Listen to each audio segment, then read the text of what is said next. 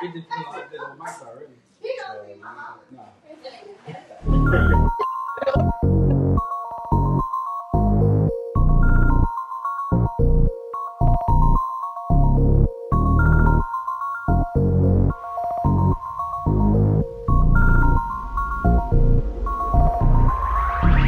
I got 40 shades, I got 40 shades, I got 40 shades, 40 shades of K. I got 40 shades, I got 40 shades, I got 40 shades, 40 shades of K. 24 a day, I do what they can, in a different place, I'm in a different space, I rock every day, nothing beat the pay. Put it in my hand so I can take it to the bank. Take it to the tank, take it to the tank. I see the sun outside, that's how I know it's getting late. On a different plane, spirit lead the way. When I finish this up, it's a flight I gotta take. I got 40 shades, I got 40 shades, I got 40 shades, 40 shades of K. I got 40 shades, I got 40 shades, I got 40 shades, 40 shades of K.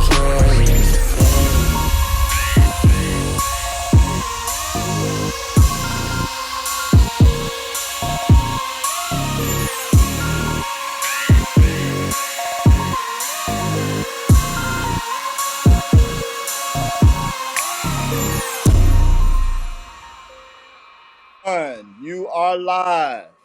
Yo, what up, though? Welcome to another episode of 40 Shades of K, Tacos and Tubi, where I interview filmmakers and get into what's going on in their life and kind of see what inspires them. So today we got with us Mr. The Man, the Myth, the Storyteller, Mr. Quan Dillahunty. Man, what's going on, man? How you feel today? That's what's up, man. I appreciate you coming on, man. I really do. Thank you for having me. I've been waiting for this for a long time, as we just got finished saying. And I said this way, you said a long time. Yeah. You know what I'm saying? Yep. So yeah, man, I just wanted to start off by letting the audience kind of get to know who you are. All right. So, who is Quan Dillahunty? Tell me a little bit about yourself. I'm a father, Okay. son, brother, cousin. Okay, for sure. We couldn't hear you in the back. Man, mostly, man, I just like to be creative. Okay. So I'm just a guy who like to, be creative, man. So Okay. So were you creative like as a child? Has it always been in you? What was your childhood like? I spent a lot of time by myself, so I had to entertain myself. Okay. So That can spark creativity. yeah, but I played sports my whole life,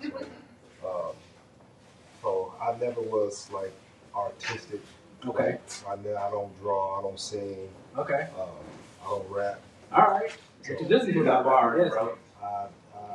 I listen to music. All right, cool. So I had to find another way to express my creativity because I don't possess those skills. All right, cool. So when you say creator, what would make you a creator? What would what I'm saying? Why would people call you a creator if you say don't have a creative bone, so to speak? Just the way I like to put things together. Okay. I don't like I like smooth.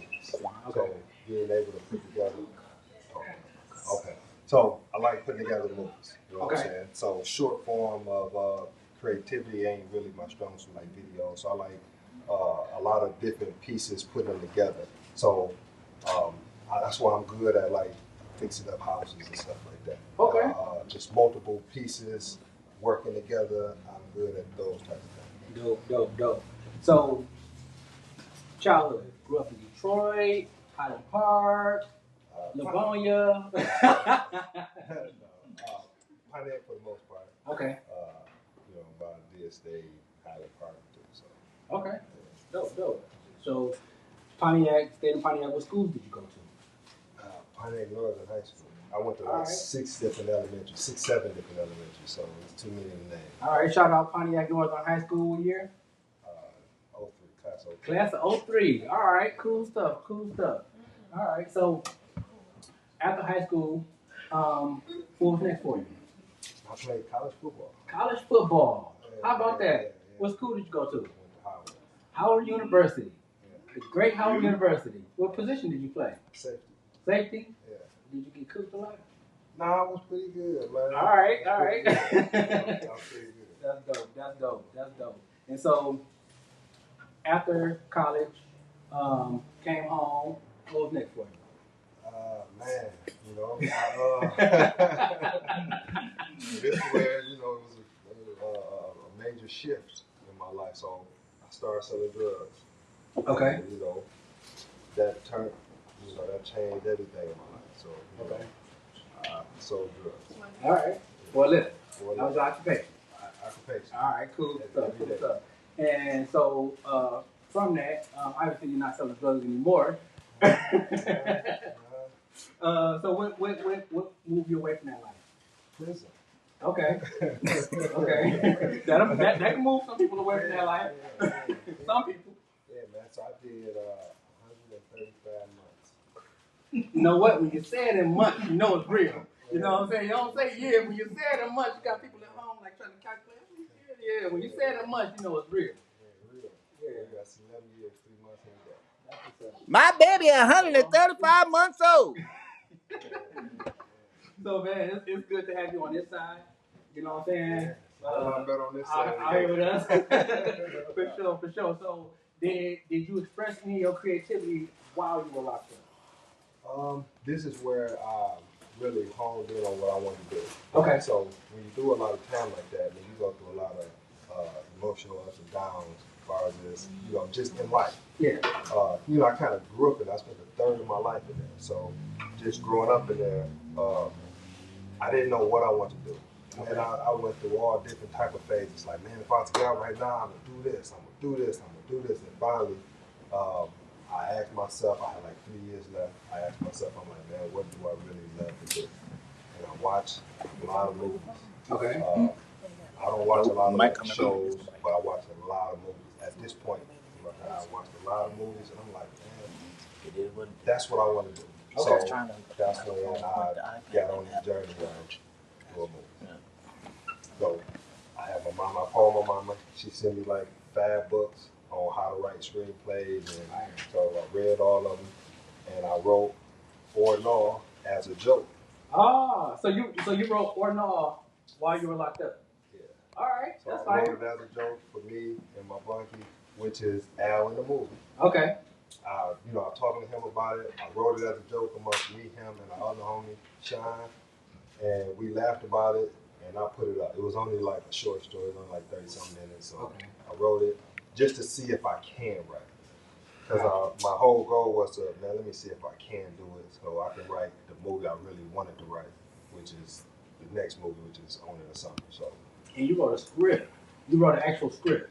yeah. So a lot of people, so talk to me a little bit about the process of writing a script, because a lot of times people might have an idea that they want to bring to fruition, but they don't know how to take their idea and bring it to script form. Do you have any advice for people to help them do that? Well, so it's really 3 main components all you need, right? You need the scene heading, which is where it takes place, either interior, exterior. And then you need the actual action, what's going on, describe what we see. Okay. And then you go with the dialogue, what you hear people saying. Got And it. that's really all it takes to make a scene. But Okay. then once you make a scene, you got to have your story make sense. So, you got traditional ways of doing it when the first like 10 minutes of the movie, you have some exciting incident that'll keep you in tune. It's different movies that have different ways that they come to unraveling. So when you see movies, you be like, oh, you know what I'm saying? Yeah. Like it's a template that a lot of people use when they write, Okay. which is good and bad. Because it's good because if it works, why try to reinvent the wheel? Right. But it's bad because a lot of times you lose people with the creativity sometimes people can kind of see what's coming. Okay. So I always looked at people like, because I didn't go to film school. So people that didn't go to film school who that's a major player in the game, like Quentin Tarantino as an example. Okay. Right? He writes unorthodox movies. Okay.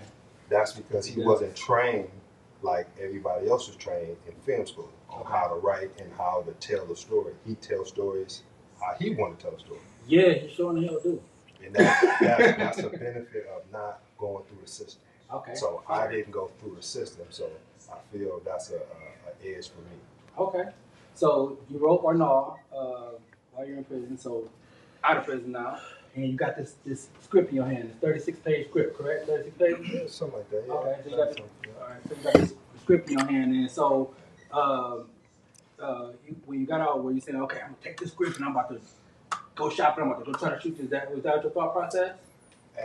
No, but yeah, somewhat. So when I got out, my goal was to continue with. I wanted to go to film school. That was actually my goal, was to go to film school. Okay. But I couldn't get no federal money because I didn't sign up for selective service. That's a whole nother story. So my friend, been there. Yeah. I can't get no federal money for the same reason. Yeah. You know what I'm saying? So now I had to pivot. I had my whole plan to set to go to film school and, do movies. So since that threw a fork in the road, I had to do something different. So one of my friends that I used to hustle with back in the day, he's a trainer now. He so you see the movie, he would do the Max effects. Okay. That's what's up? What's his name? Max. All right, for Max, sure. Yeah, so Max effect. Yeah. For sure. So he's like, man, you come train with me. So I was a personal trainer. So I was personal training, I saved up some money, bought a house, started fixing it up, I got in debt, got a job. So this is time out. Back on play. Right. You said you bought a house and started fixing it up. You didn't tell me about no fixing house skills. You mentioned it briefly, but I didn't have those skills. These are all skills that I learned that I had. Got you. So you got out of jail and pretty much reinvented yourself completely. Yeah, because before jail it was all dope and hooping. That's what's up. And football. That's fire. Y'all heard that? You can do that too. For sure. But I don't ever tell people that they can do what I can do because I'm not sure if they're willing to put the sacrifices in. Because I had to sacrifice a lot to get to this point. Absolutely. So the sacrificing and the discipline it took to get here, I'm not sure that everybody else willing to take it on that. So I can't say if I can do it, you can do it. Right. The opportunity is there for you to do Absolutely. it. You know what I'm saying? But if you're willing to put in what I put in to get here. Okay. So did all that. So now what happened was I quit my job before the pandemic, and I said if I don't pursue this movie, I ain't gonna never do it. Right. So I quit my job, I bought a camera. I ain't never had a camera in my hand before. So I learned, watched videos, I said I'm gonna start shooting videos. I was selling chicken at an after-hours dice game. Hey, whatever it takes, man. Whatever it takes. That's called a hustler. Hey, you're still a hustler. I'm selling chicken and fries, man. Learning how to work the camera. And I seen a post on Facebook saying they looking for somebody to edit their podcast. Okay. Right? And this is how, this is the beginning of me getting to this point. Right. Now at this point, I'm just, I'm still learning on how to edit, how to use the camera. So I really don't know what I'm doing. Okay. So. But you say yeah. You want to I take said it yeah. out. I said yeah. I said yeah. Let me do it because I always, one of my mottos is I figured out. Because I came a long way from not knowing nothing to, like I say, I ain't know how to fix houses. Now I can live with that. Yeah, I put a couple together. So what's up? I just figured I can figure it out. So, boom, I reached out. I'm like, I can do it. So who it was is Pure, which we. Oh no, was that Pure. This is how I met Pure. Wow. Okay. This is how I met Pure. See, man, I learned stuff sitting up here on this. Yeah. Man, all right. So for the people that don't know, Pure helped me put all this together. Boom. So she like, man, I need you to edit this. She had a podcast, The Winner Circle. So I was editing it. Right. So this is how we met, is me editing the podcast. So now, fast forward, probably like 2 years later, she sent me she had shot she sent me a song. I want to say she sent me a song, and I want to say she said she about to do a video to it. So I ain't hear nothing else from her for a second. Then she sent me a flyer to the release of this short film she did. Mm-hmm. So I went. You know what I'm saying? That's where I met. That's why I met Lomax. Okay, so this is how we met the whole production team. All right. And so, so I go to the, it was at the Club Echelon. I know, you know what I'm saying? Yeah, well, go there, watch the. So now, when I leave, it started to click in my head, like, man, she got, you know what I'm saying, the stuff to do this. I got this idea. Because at this point, all I got is like video equipment. I'm just shooting little rap videos and doing content for businesses and stuff like that. So you start putting that camera to work that you bought earlier. Yeah. I started, you know what I'm saying, I learned how to edit and I learned how to use the camera. So this is how I started making money off of being a videographer. But ultimately, my goal is to be a filmmaker. Okay. So I really didn't want to do the videography. I just was doing it because I figured I don't know nobody who do movies, but I'm gonna do videos until I find somebody who do movies. And this is how it all worked out. Fire. I was doing videos, and then so now I called Pierre one day. I was like, man, got this idea.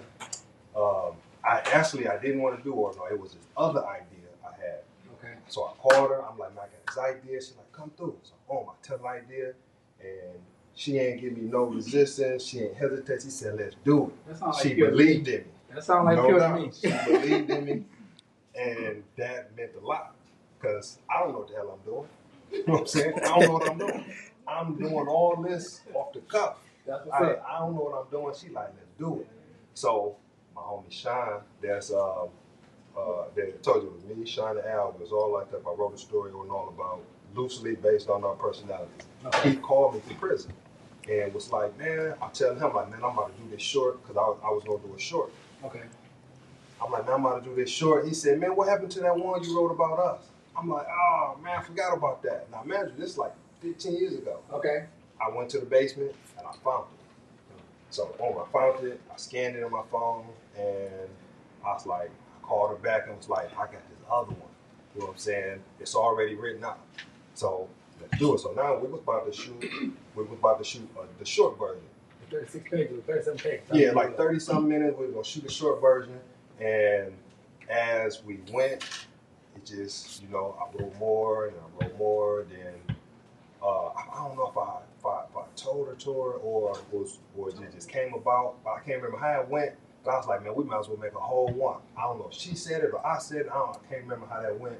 But I'm like, we might as well make a whole movie and have a premiere at the Bel Air, and we just went from having this small idea to let's, you know, have this grand idea. Nice. Get it on Tubi, and you know what I'm saying, and it went from just like, let's do this short and just like see if, because my whole goal was I just want to see if I can do it. Right. Because if I can do this small thing, then I can just start taking bigger steps and get to the, because my ultimate goal is to do like comic book, Marvel type movies, Avenger type Nice. movies. I'm glad you got that. So that was one of my follow-up questions for you. That's the ultimate. So that's an awesome goal. So that's where you see yourself at the end of, like I was at the end of your film career, but when you're at the pinnacle of your filming, that's where you see yourself at, shooting Marvel type movies.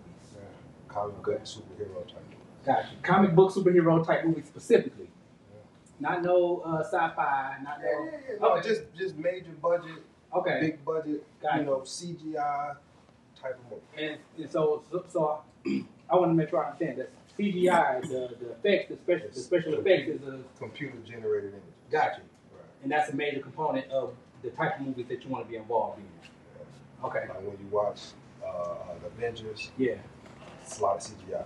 Gotcha. You know what I'm saying? That's the ultimate goal. But to take it all the way back, it was, we were just only going to do this little bitty, and now it just turned into just, you know, so I had to find people to play these roles. Okay. So naturally, I called my man, Al, with my bunkie. Okay. I wrote it loosely based on him, because it's a fictional story based on like real characteristics of people that I know. Dope. So I called him, and he like, let's do it. I called my homie Nate, let's do it. So now I had to fill the rest of the gas out. These my two friends. I'm like, y'all do it. And you say these were guys you were locked up with. Mm-hmm. So one of them you said had Max Effects. He had his own company. And the other one having a movie with you. So I love the idea of it's the underdog story, so to speak. You know, the fact that y'all got out, you know what I'm saying, paid y'all time, and now y'all are doing things that are just like phenomenal. You know what I'm saying? That's pretty damn dope. And I think that's a great example, something that people can look at and leave from. No, I think it's dope that I did a movie with my friends. Yes, You know what I'm absolutely. I did a movie with the people who knew me before I was doing movies. Right. You know what I'm saying? That's They fire. knew me from walking the yard and playing chess and going to chow and all that when I was talking about this. Right. So, you know. Whooping your ass and shit. I got a chessboard downstairs. Pop that boy right down the middle of the table. He had flashbacks. But, you know, I just think that's a good look. You know. All right. So today's like revolution of independent movies is Tubi. Tubi made it possible for a lot of independent filmmakers to get their product in front of millions of viewers, and in addition to that, you know, make some independent money, which is pretty cool. How do you see the Tubi revolution? Like, what do you see what do you think of when people say Tubi? Tubi caught lightning in the bottle. So Tubi came when it was so they really blew up during the pandemic when people was at home watching TV, and then they catered to independent black movies. That was a niche that was underserved.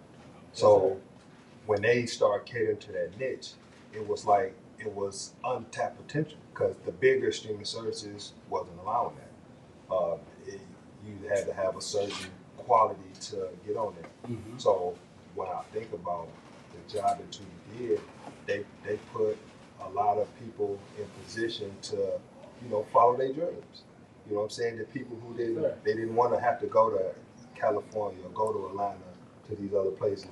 You can shoot a movie right here in your neighborhood and make some money doing it. Yeah. You know what I'm saying? So I don't have nothing bad to say about Tubi. That's what's up. So do you have a Tubi movie that's like a favorite of yours that you looked at and you was like, man, you know what? They did all right for that Tubi movie. Okay, so tell the truth, I really don't watch Tubi.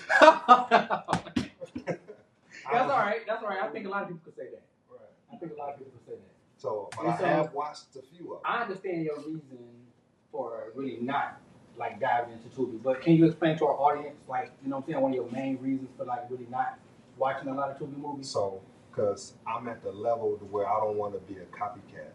I don't want to see things and try to replicate those. I try to look at where I'm going, not where the level I'm at. Because the level I'm at, you know what I'm saying, I don't have the resources to do the type of things that I want to do. So I don't want to be subconsciously doing the things that I see. And I think that would be easy to fall into. Got it. As far as camera angles and just the way they tell the story visually, I don't want to fall into that. That looks like a regular Tubi movie. Right. So I don't want to fall into that. So I try to watch the movies that's where I want to be instead of where I'm at. That's fire. So we are about to move into the next segment where we want to talk about what we came here for. All right? But before we do that, let's hop into this trailer right quick. All right? And let's talk about or gnaw a little bit on the other side of it. All right? All right, y'all. Check out this trailer. What up? I'm Trey. And these my two homies, Al and Joe. Speaking of the fellas, when am I meeting them? Oh, you know Maya want to do a dinner with Al and Joe tonight? Vice? Oh, rush. Trust me, I know. If I catch him up one more time, it's really over. Damn, baby, you won't believe what happened. You need to have your story together. And when I say together, nigga, I mean straight together. Soon. That's not gonna work anymore. Shit, what? You and Joe. Nigga, your girl, who? Okay. Don't be too quick. Oh, I won't be too quick. Hey, I gotta go handle. You gotta cut your own hair, my dog. You better catch you. I'm about to meet Trey's close friends. Now that's a whole another story. Trey wants us to go to dinner and meet his girl tonight anyways. Trey, this ought to be real fun. Cars, money, clothes, hoes, stacks, cash, blow, rolls, ice, bikes, coke and baby toes. When the motherfuckers see Jesse James, they know it is what it is. Or no. Yo, we back, y'all. We back. I hope y'all enjoyed that trailer. And now we're about to hop into what brought us here today. All right? We got a dope-ass movie that's streaming on Tubi right now. What's the name of it? Or no. Or no. All right. Or no. That's what I like to hear. That's what I like to hear. So I know you said that you wrote this movie. It was like based lightly on you and your three bunkies. Two bunkies, of course. So it's three of y'all. Yeah. Two bunkies. I have a hard time counting. I went to our school. All right, so you and your two bunkies. It's likely based on them. What was the premise of the movie? What was the inspiration of the movie? To see if I could actually write a film. Okay. To see if I can do it. So what I did was I took some silly scenarios based along our personalities, and Kashan, who played what's the name of the movie? King's name of the movie, which is Joe. Okay, so Joe's character is based on kind of like how Shine is in real life. Shine in real life is the over the top, he's a character.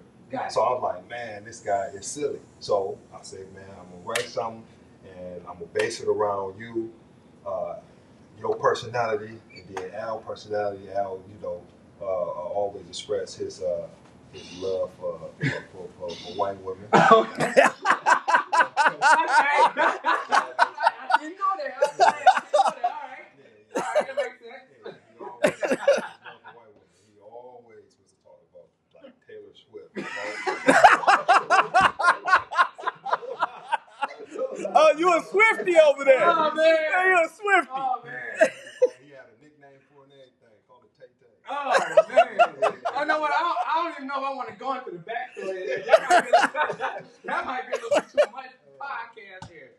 Oh, man. And so that's kind of, I took those and then I took like the people names in the movie. The names were just because I actually physically wrote it out. Okay. I use short names like Al, Joe, Trey, Roy, Kim. So that's why I ain't know how all one names. syllable. Yes. I physically had to write this, so I use all short names. That's fire. That's what's up. All right. So you said it started with as a short. What was your thought process around extending it out to make it a full feature film? Like I said, man, I don't remember how me and Pure was talking about this. I can't remember if it was she said it or if I said it. I can't remember, but I knew one of us had said, man, we can make this a whole movie. Because I think we just need like 75 minutes, which was like an hour, 15 minutes. Like we only need like 75 minutes. So what happened was some of the scenes that got wrote in was I had went to, so the guy Ish that's in the movie, right? I went to go take some pictures for him, and his wife was saying how she wanted to be in the movie. A couple of days prior, James, he was telling me how he went to film school, or he studied film. So I'm like, okay, I'm gonna write a scene, put them together. Nice. So I wrote a scene, put them together. I wrote some extra scenes of them with James, with the two fellas in the car at the football game. I wrote like extra scenes, and once you got a couple extra scenes, I'm looking at the clock like, we ain't too far from a whole movie. So it really just was once we started filming, it wasn't that hard to extend it because it was so many characters that, them was the only two that I wrote in, but everybody else was like in the movie already. I just gave them extra scenes, but them two characters I actually wrote in. Okay. Was at the gym, the stalker at the gym. Yeah. Them the characters I wrote in. Okay. Yeah. Okay. Cool. And what do? All right. So it's likely based on your friends. How do they feel about the depiction of themselves? I think they enjoy seeing, because it's not fully based on them. I just use some of their personality traits in the character with fictional, scenarios. Okay. So it wasn't like Al ain't totally Al. You know what I'm saying? I just used some of his personality. And then, so what I did was I created scenarios and then I played it out on how I think he would react to it. Okay. So I'm like, okay, what would he do in this type of scenario? And I haven't got no complaints from them. They are. All right. You know what I'm saying? That says a lot. Yeah. Would they complain to you though? Would they say that? Like, man, come on, I wouldn't have did that. All right. But, because it's just loosely on their personality. Gotcha. Gotcha. All right, cool stuff. All right, so anything, first, how can people find it? Like, where's it at? I mean, obviously this Tacos and Tubi, so you can find it on Tubi. Can they find it anywhere else? If they say, I don't watch Tubi movies. They can go to Amazon Prime. So they watch Amazon Prime movies, they're good. Yeah. All right, do you watch Amazon Prime movies? Yeah. All right, cool shit. All right, then we got another viewership. We got another whole customer base right there. Prime Tubi Reveal. Prime Tubi Reveal. Yes. All right, and I heard a new one today. What was the new one that you showed us today, D? Oh, Kimmy? Kimmy, yeah.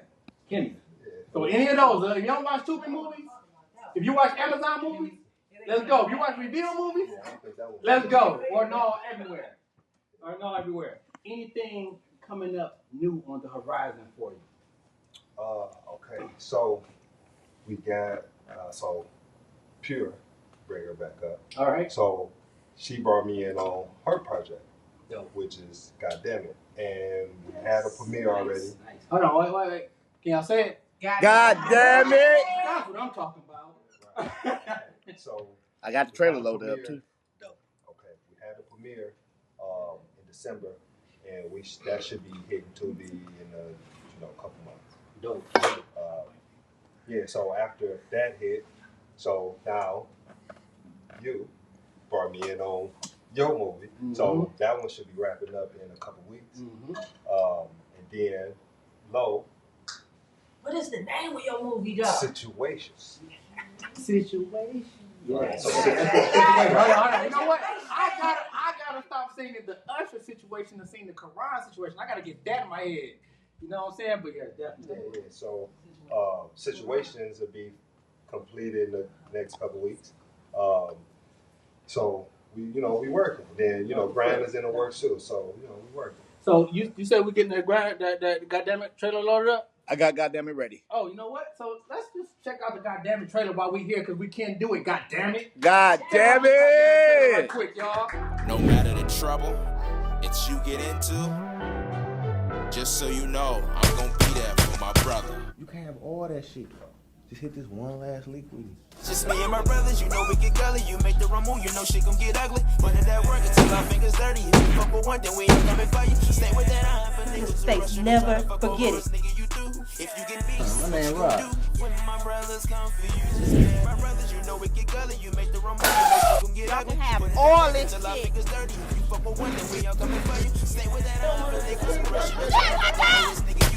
If you get beat, what you gon' do? Last night I shot the nigga who ran in my mama's house. Tonight, I'm killing all them niggas. So you know what I mean. Protecting my brothers, no doubt in the drops. We getting that paper by all that he mean. You go get the fam, then it's up for your ass. Tell you once, better throw that shit all in the bag. You play about that money, that's when DJ turn up on you with his finger on the trigger that bad. And my brother sleeping so gully, that shit gon' get ugly. No matter the time of the day, bitches up for that pay. You want me get that work from my mom, daddy needs some help running the play. And when they get heated, we run bro, you gonna put me out?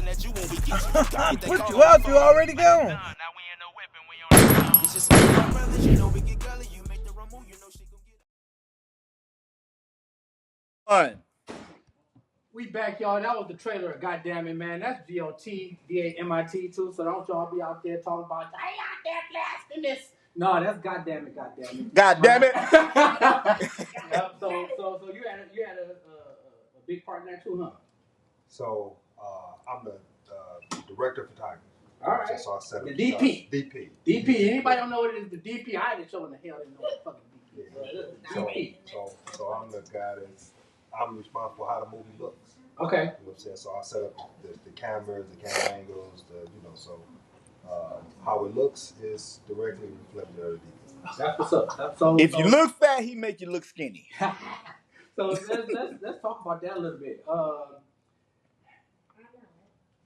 You have exhibited an extreme amount of passion around being a DP. Talk to me about that. Talk to me about like what it is that's in you. What type of personality traits that suits a DP?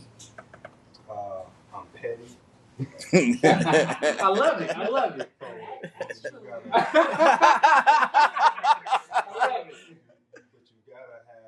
You gotta be patient as well. So I'm petty because when it comes to framing up a shot, you gotta know what you're looking for, and the slightest little to the left or to the right, forward or back will make a difference on turning a shot into a good shot, okay shot, to a great shot. So it's the pettiness of the eye, knowing where to place things, whether it's framing and on the third, and then on the other third you want to put like something in the foreground and the background. So it's having a petty eye to understand what you're looking for and how to achieve it. Dope. I got a question. Yes. Rice or potatoes? Rice. All right, cool. All right, so hot dogs and sausage. Oh man. All right, sure. So what's your you already told me what your aspirations are in terms of what type of films you want to be shooting. As a DP, do you have any DPs that you look up to that's like kind of mentors or that you kind of like study in the game? So my goal is not to be the DP. I want to make films. So I slid into this role because this was during all this was I wanted to set the shots up the way I wanted to set them up. So I wouldn't mind relinquishing that responsibility. All right. I just want to make the film be a part of the filmmaking process. So tell him, D. Say it again. So you once stuck. I find a replacement, then I can slide into another part of the process. But just know that we sabotaging you. Ain't gonna be no replacement.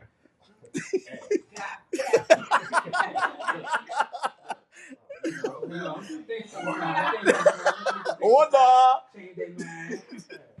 Or not.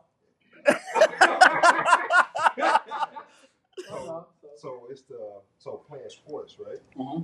This is my time. What I do now with the playing sports, right? Playing sports, it's a team. Playing football, it's a team game. Everybody got individual responsibilities, and you got to do you got to be a star in your role for the team to succeed. It's the same way we make films. The same way I thrive in sports is the same way I feel like I'm thriving in film, because I want to be a star in my role. And I'm dependent on everybody to be a star in their role, and to collectively we can put together a good product. Because I can't do it all myself, nor do I have the desire.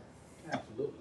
But I feel like with the people around me, they share the same passion. They say, okay, I'm going to take care of this. They're going to take care of this. I'll take care of this. And we come together. Boom. We got it. Are you currently looking for somebody who can assist on the team? Is that something that So this is how I look at it. I want somebody to find me. I don't want to go looking for nobody, because I don't want to go find nobody who don't share the same passion and the commitment that I've had to get to this point. So if somebody come find me, then okay, let's do it. But you gotta share the same passion, the commitment, the same. See, I can teach the technical skills as far as the framing and all that, but a lot of it is you gotta come with your own creativity. Because a lot of times I have a plan, and when we get to the set, after that first take, no, let's do something different. You know what I'm saying? I see something else that's better. And you got to be willing to accept criticism, accept when somebody got a better idea. Your idea is not always the best idea. So a lot of times I frame up something and somebody like, what about this? Okay, then let's do it. You know, you ain't always the smartest guy in the room when you're dealing with a team. That's a lesson I can take for myself, for sure. So, all right. So, I got another question for you. Fish or meat? Fish. All right. So, I don't eat meat. So, I don't eat meat. So, all right, cool. So fish. If you're gonna eat some meat, it's fish. Yeah. All right. Cool stuff.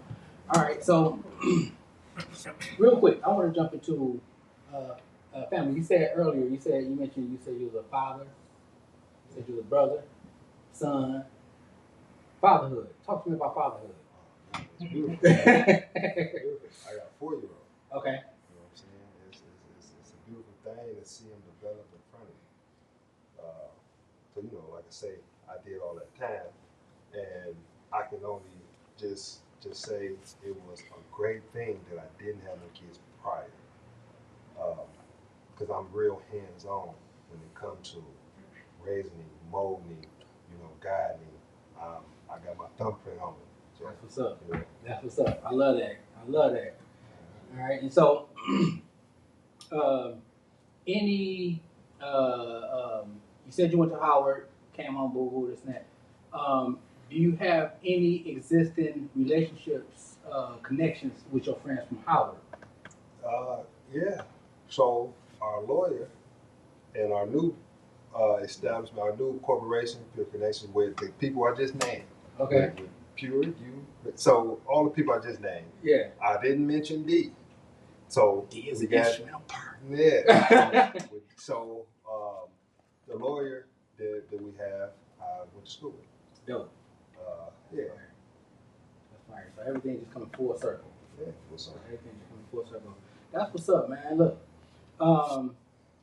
it was great chopping it up with you. You know what I'm saying? You my homie, my business partner. You know what I'm saying? My friend. And we've only known each other for a short period of time, but it felt like I've known you forever. I hope this interview got the world to get a chance to see you the way I see you. You know. And speaking of, is there anything that I might have left out that you might want to speak on or talk about or whatever that you want the world to know about Quan? Just be on the lookout, man. Just be on the lookout. That's what's up. So just be on the lookout because we got some things going. A lot of people ask me like, man, you want to do another movie? They don't even understand that we did 2 at one time, and now we're doing 2 more at one time. They don't even understand. And we got 2 more coming after that at one time. But it's so I don't complain. So it takes a lot of time, a lot of effort, but I don't complain because this is what I asked for. Right. This is, I made some decisions to do this, so I can't complain. I came back on it. That's what's up. That's what's up. So the work is working. That's what's up. And we working, baby. We working. All right. So thank y'all again, man. Thank my studio. Matter of fact, you know what? I always do this, and I apologize. We need to take a second and get some questions from the studio audience if y'all have any. Any questions from the audience at all that y'all want to ask Mr. Quan?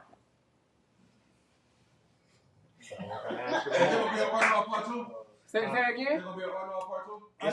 Hold on. They said the question was, is there going to be an or no part 2? Yes. So it's a or yeah. Oh yeah. It's a or yeah. Oh yeah. All right. Yeah, it's a or yeah. So that sounds like we're creating a whole new stage, like a whole new little tag. Yeah. So, oh yeah. Oh yeah. All right. It's coming. It ain't on the. It's on the agenda. Okay. Oh yeah. Oh yeah. All right. I got a question for you. How long does it take that you feel that it takes to actually shoot a film? Okay. Do you want to repeat it? No. So the question was, y'all didn't hear from the studio audience. How long does it actually take to shoot a film? Okay, so the actual total process from beginning to end, or just the actual production? Beginning to end. The goal I think our goal is 4 months. So I say 2 to 3 months of pre-production. Let's say 2 months of pre-production, a month of production, and a month of post-production. And I think we should be able to turn this script into a premiere in 4 months, 5, depending on any hiccups. But I want to get it to where we can turn them out. We should have a premiere in maybe 4 or 5 months. Okay. Because I hear that people shooting films in about 10, 12 days. You know what I'm saying? Yeah. They shooting 10, 12 days. But my response to that would be is so depending on the script, depending on the cast, depending on the budget. But that depends on a lot of things. Yeah, we can shoot a whole movie in a week if we got a simple script, simple budget. We got a few locations. Yeah, we can do it in 10 days, but we're not going to be very creative. It's going to be very bland. But to get the creativity going and to up the production value, it takes time of planning. Right. That's where the pre-production come in, scouting location, bringing in the right talent, making sure we got the correct budget. Because going forward, I believe the budget is key to the actual film. Because now you can bring in different personnel that can play roles that help the value. You can bring in different camera equipment. You can have different. More money don't always mean a better product. But you can't have a good product without a good script. The script is the foundation. So, yes, you can do it in 10 days. Gotcha. So yes, you can. So for you, how long should it take to shoot a film? Now we're talking. You didn't say it. 4 months. 4 months. You said 4 months. I'm saying from pre-production, to production to post, 4 months. 4 months. All right. Two pre, 1 production. Now that month of production, maybe probably 3 weeks. I'm just throwing that extra week in there just for makeup days or whatever. So technically, we can get it done in 3 weeks. We can film the whole movie in 15, 18 days. I'm just saying a month. And then the post-production, it could be done in 2-3 weeks too. So those 2 months could technically be a month and a half, but I'm just rounding it up. 4 months should be from we get the script laying right here, we ain't never read it before, from reading it to being completed. 4 months. Makes sense. All right, cool stuff. Any other questions? Any other questions out there? All right, I appreciate y'all for coming. I appreciate you for coming, man. Hey, this was dope. I learned some new stuff. I hope y'all learned some stuff, man. And this was another episode of 40 Shades of K. Tacos and Tubi, talking to the director, the filmmakers of dope films on Tubi. And today we had Quan Dillahunty, and we appreciate you, man. Thank you.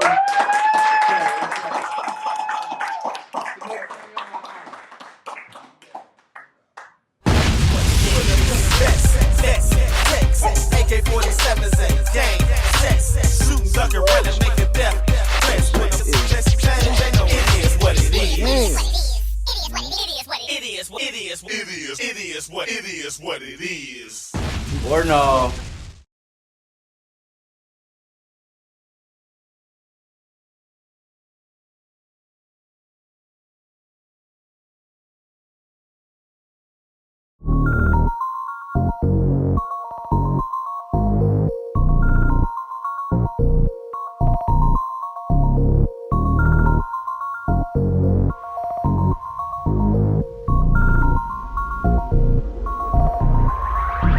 I got 40 shades.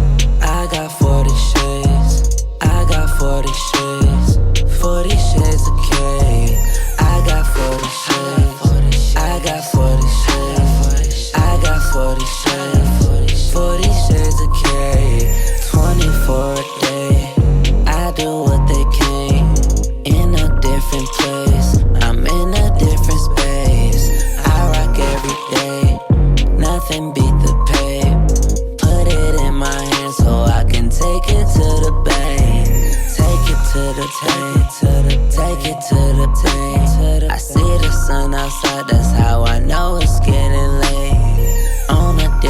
same.